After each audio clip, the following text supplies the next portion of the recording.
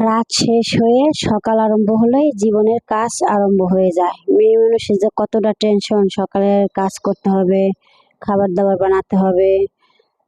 মানে মানুষ একজন থাকলেও যে কাজ, পাঁচজন থাকলেও সে কাজ, কাজ তো কাজই। তো আমি আর ত্রিদীপ খেয়ে নিচ্ছি তাল আর গোলা রুটি। তো তাল দিয়ে গোলা রুটি দিয়ে, এখন তালের সিজন যেহেতু তালটা ভালোই লাগে। তো দুধ নারকেল দিয়ে বানাইছি, ভালোই হয়েছে। তো দেওয়ায় আবার তাল খেতে চায় না, তাই ওর জন্য মাছ ভেজে রাখলাম।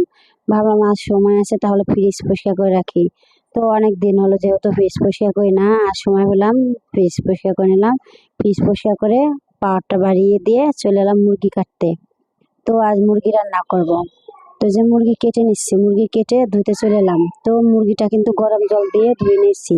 গরম জল দিয়ে ধুলে ওর যে একটা আঠা আঠা ভাব আছে সেটা কেটে যায়। তো যে পেস্ট কুচি করে নিচ্ছি।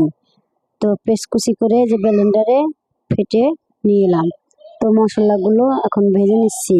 মশলাগুলো ব্লেন্ডারে গুঁড়ো করে নেব। এই যে মশলাগুলো করে এখন আমি ঢেলে নিচ্ছি বাটিতে। তো ওই যে পেঁয়াজ রসুন কুচি এর সাথে ম্যারিনেট করে নিলাম। তো এই যে কষানো হয়ে গেল। এখন কষানোর পরে দিয়ে দিচ্ছি লবণ আর হলুদ আর মরিচের গুঁড়া। তো যে এখন মাংসগুলো দিয়ে কত সময় কষাবো, কষানো করতে যে কষিয়ে নেব নেড়ে। তো যে কষানো হয়ে গেল, এখন চলে এলাম চাল মাপতে। তো দুপট চাল নিয়ে নিয়েছি। তো সকাল দুপুর রাত 3 বেলা খাবো, তার জন্য বেশি করে চাউল নিলাম।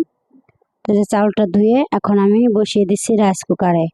তো অলরেডি রাইস কুকারে বসিয়ে দিয়ে চলে এলাম তরকারির কাছে। তো যে মুরগির ঝোলটা রান্না করে চলে এলাম এখন মাছের কাছে। তো তিরিজয় গিয়েছিল বাজারে। তো এনেছে পুঁটি মাছ, আর এনেছে মূলা, এনেছে বেগুন, এনেছে মরিচ, তারপর এনেছে কচুরমুখী, এনেছে উস্তা। তো এগুলো রেখে ফ্রিজে চলে এলাম মাছ কাটতে। তো মাছগুলো কেটে ধুয়ে চলে এলাম বিচিঙে। তো মাছগুলো ফ্রিজে এখন রেখে দিচ্ছি। তো ত্রিদীপ বলে মাছ আমাকে দেখাও, তোকে দেখিয়ে দিচ্ছি।